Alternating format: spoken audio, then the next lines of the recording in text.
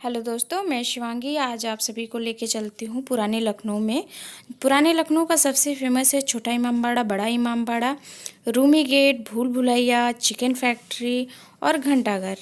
तो मैं छोटे से टूर पे आपको लेके चलती हूँ और दिखाती हूँ कि भूल भुलैया, घंटाघर, चिकन फैक्ट्री और छोटा बड़ा बड़ा इमामबाड़ा कहाँ आता है।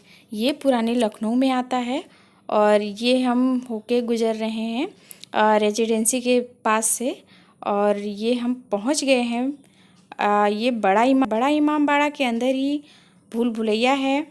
भूल भुलैया कहते हैं कि अगर आप अंदर चले गए एक बार तो बिना गाइड के आप बाहर नहीं आ सकते। भूल भुलैया के अंदर बहुत सारी गलियां हैं और हर गली के मोड़ पे मुहाने पे आपको 4 गेट मिलते हैं, जिसमें से 3 गलत और 1 सही होता है। सही का चुनाव कर पाना बहुत मुश्किल होता है, सॉरी, इसलिए इसको भूल भुलैया कहते हैं। ये सामने गाड़ी भूल जा रही भुलैया है, से इसके लगा हुआ पीछे ये है रूमी गेट है।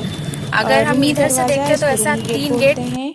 इसकी खासियत ये है कि जब हम इस साइड से जाते हैं तो हमें 3 गेट दिखाई देता है और तीनों खुला हुआ है, लेकिन जब हम अनदर साइड से, बैक साइड से देखते हैं तो ये 3 गेट नहीं, हमें एक ही गेट, सिंगल गेट दिखाई देता है और ऐसा लगता है सिर्फ एक ही गेट है। और इधर से लगता है कि 3 गेट है, जिसमें से 1 चालू और 2 बंद है, लेकिन जबकि तीनों गेट चालू हैं। ये हम सेकंड साइड से आपको दिखा रहे हैं। ये रूमी दरवाज़ा है, काफ़ी दूर से हमने लिया है इसका व्यू। अभी देखिए एक ही गेट दिखाई दे रहा है बड़ा, लेकिन जैसे जैसे हम पास जाएंगे हमको वो जो 3 गेट पहले दिख रहे थे वो दिखाई देंगे और वो खुले हुए हैं। ये हम आ गए इसके अंदर। ये देखिए तीनों दरवाजे, इसके तीनों गेट खुले हुए हैं, लेकिन दूर से जब हम देखते हैं तो एक सिंगल बड़ा गेट दिखाई देता है। तो ये इसकी खासियत है। ये हम आ गए बाहर। ये आपका है घंटाघर, जो दिखाई दे रहा है सबसे पुराना घंटाघर इसको बोलते हैं। और ये भी पुराने लखनऊ में ही आता है और इससे लगा हुआ ये है छोटा इमामबाड़ा। छोटे इमामबाड़े के साइड हम नहीं जाएंगे, थोड़ा टाइम का शॉर्टेज है, कहीं हमें पहुंचना है जल्दी में। तो मैं आपको बस बता दे रही हूँ कि ज़्यादा दूरी नहीं है बड़ा इमामबाड़ा और छोटा इमामबाड़ा के बीच में।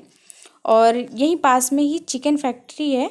जब आप भूल भुलैया के टिकट लेते हैं तो उसमें भूल भुलैया, छोटा इमामबाड़ा, बड़ा इमामबाड़ा और एक कोई बावली है वहाँ पे, और चिकन फैक्ट्री, ये सब आपको उस टिकट में इंक्लूडेड रहता है, वो मिलता है पैकेज। तो ज़्यादा दूर नहीं है, आप सब देख सकते हैं। छोटा इमामबाड़ा बहुत ही खूबसूरत है, बड़ा इमामबाड़ा जितना ही।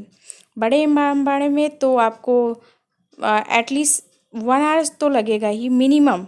अगर आपके पास ज़्यादा टाइम है तो बहुत अच्छी बात है, आप बहुत ही इंजॉय करेंगे भूल भुलैया को। भूल भुलैया की बहुत सारी स्टोरीज़ हैं जो बहुत आश्चर्यचकित कर देती हैं लोगों को। भूल भुलैया का निर्माण आसफुद्दौला ने 1784 में कराया था, जो कि एक राहत कार्य के अधीन कराया था। जो आपने बड़ा इमामबाड़ा का गेट देखा है, उसके अंदर जब एंट्री करते हैं तो अंदर 2 बड़ी मीनारें दिखाई देती हैं। बड़ा सा एक गार्डन एरिया है और एक तरफ एक असफ़ी मस्जिद है जहाँ पे गैर मुसलमान का जाना वर्जित है। दूसरे साइड एक काफ़ी गहरा कुआं है जिसकी एक अपनी स्टोरी है, जो हिस्ट्री में आपको पढ़ने को मिलती है। जब आप 12th में पढ़ेंगे आसफुद्दौला को, तो आपको इनकी स्टोरी पढ़ने को मिलेगी कि उस कुएं में खजाने की चाबी फेंक दी गई थी, क्योंकि आसफुद्दौला को जूते पहनाने वाला कोई नहीं था, तो वो जूते पहन के भाग नहीं सके, तो जो खजाने की चाबी थी वो उसी कुएं में फेंक दी गई थी। ये हम बाहर आ गए हैं। ये चलते हुए इधर जब हम आगे बढ़ते हैं तो ये बुद्धा गार्डन आता है। तो ये हम गौतम बुद्ध पार्क से, बुद्धा गार्डन से निकल रहे हैं और जब सीधे चलते जाते हैं तो हमें इसी रूट पे शहीद स्मारक मिलता है। ये पूरा एरिया शहीद स्मारक का है, जहाँ पे लोगों 1857 में जो युद्ध हुआ था उसमें जो लोग शहीद हुए थे उनको यहाँ पे दफनाया गया है और काफ़ी लोग को रेजिडेंसी में भी दफनाया गया है। ये स्मारक है हम जो कि गोमती नदी से लगा हुआ है।